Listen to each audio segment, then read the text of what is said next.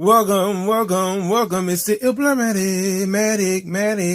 It's the illest blurred in the land. Welcome back to Matic. What's going on? Thank you so much for commenting, liking, subscribing. Let's get into today's new video. Today's new video is an actual TV show review. We are back with Ahsoka, episode 6, Far Away. So, what I actually thought was interesting with this episode, we see Ahsoka Huwain still inside the actual mouth of the actual star wheel, and we see Ahsoka and pretty much Huwain pretty much have conversations about the star wheels, the story behind the star wheels, them being the intergalactic travel to go to other parts of the galaxy. But also we see Ahsoka telling Huwain, tell the story over again, because pretty much she's interested in certain chapters within the story. But also we see Ahsoka tell Huwain that, I didn't tell Hera that Sabine went on her own will, like willingly, to the enemy Baylan. And we understand that maybe Hera is kind of blindsided by the situation, because she's thinking that she went because she was captured. No, this was a part of Sabine's plan. And she says, she mentions that the Force was kind of foreshadowed that she saw that take place. Now, the other part of this episode is when we see Sabine being still the prisoner of Baylan. We see her inside the actual cell, and we see her being furious with Baylan. Because remember, Baylan promised her, he said, we know where Ezra is. He been capping for a bit. And pretty much he like, she's mad at him. She's like, why are you going to capture me? And I only want to know where my friend is.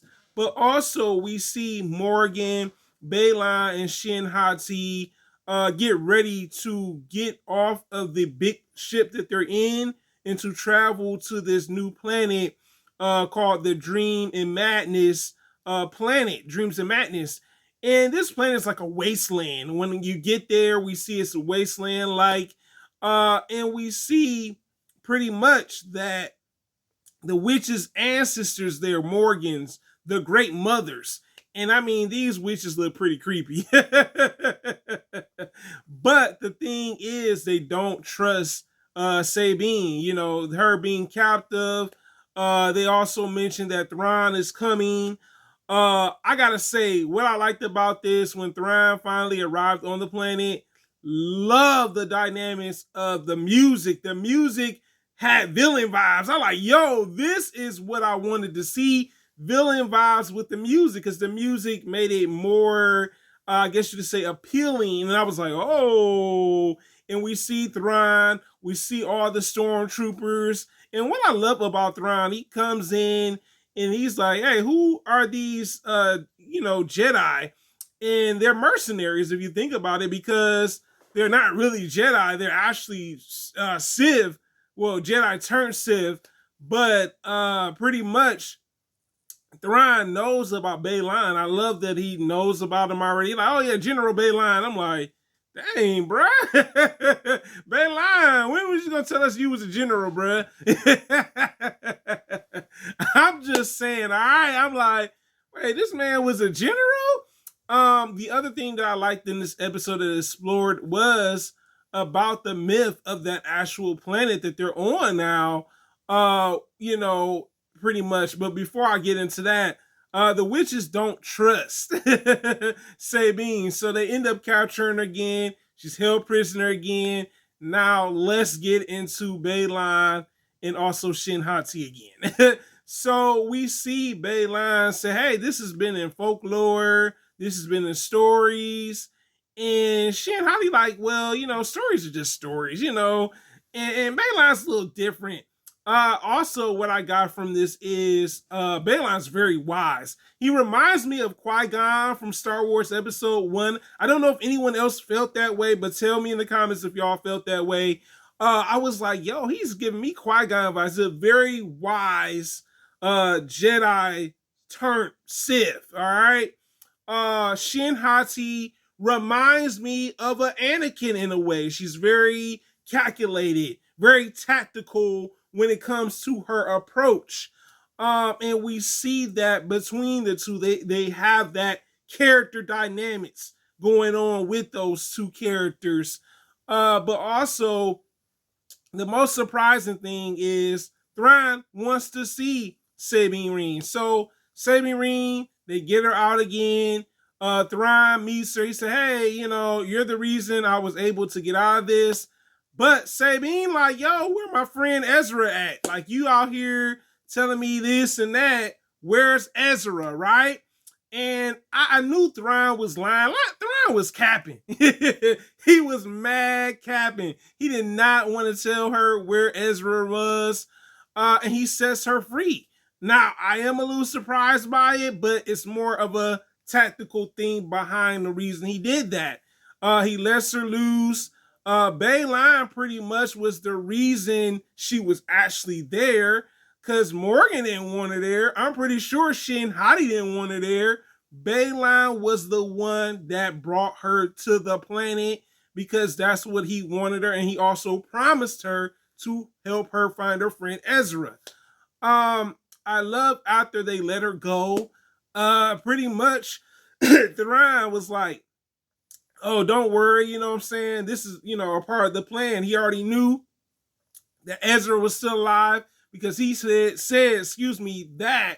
that he wasn't alive. He tried to convince her that, your friend's dead. Stop looking for him. You're not going to find them. But before they let her go, they give her an animal to ride on. They also give her a blasters because the thing is, even though this planet is a wasteland, there are still inhabitants on this planet. So she needs some type of protection, at least to survive. And I love that we see Sabine, trying to survive on this planet. And the thing is, she comes across these inhabitants, and they're pretty tactical. But Sabine, being Mandalorian and also Jedi, she takes them out with the blaster, Mandalorian style. And then towards the other part of the battle between these inhabitants, she uses her actual lightsaber. So I like that we see the exchange. Like, she's not just Jedi, she's Mandalorian and Jedi. She has both of the lineages within her. I thought that was really well executed. We see the creature that she rides on gets away from her because he's afraid. But also, when she reunites with the creature, she comes across these hermit crab-like creatures. And the thing is, when you think about it, we see that in a way, this creature knows where Ezra is because he shows her the emblem that she has on her actual shoulder. He has the actual little circle around his actual thing. And they eventually reveal themselves. There are other hermit crab-like species aliens on this actual wasteland planet. And to think that it was just a wasteland because that's what Bayline said it was. Wow. The most interesting thing is she gets to their actual settlement. They're like kind of like nomadic when I think about it now, because they're traveling. They don't stay in one location for very long. And who is there once she comes across all these other hermit crab-like alien species? She sees Ezra, and she's finally reunited with Ezra. Ezra was, she was glad to see Ezra. Ezra was glad to see her. And the thing was, Thrawn capped. He literally capped, all right? And we see them greet each other, but they have to move on because they feel like if they stay there too long, people are going to find out where they are. The ending of this episode, we see the Great Mothers pretty much warn Thrawn that there's another Jedi coming. And pretty much he thinks it's Bayline because Bayline used to be a Jedi, right? And the thing is, Bayline, I forgot to mention, he has some type of animosity towards Anakin, and also he misses his old life. He talks to Shin Hati about that as well. Sorry, I forgot to mention that, but that's something I forgot to mention too. Overall, I thought this episode was very interesting. I like what they did with the story. We learned a little bit more about Bayline. I like that we got a little bit more action with Sabine Wren. Ezra finally being back in the picture for the episode, and the grand entrance for Thrawn was dope. All right. I like how tactical he is as a villain.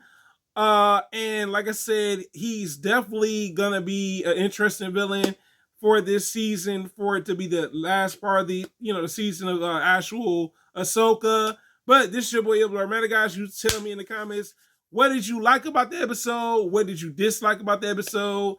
Have a wonderful day, guys. Thanks for watching. I'm out.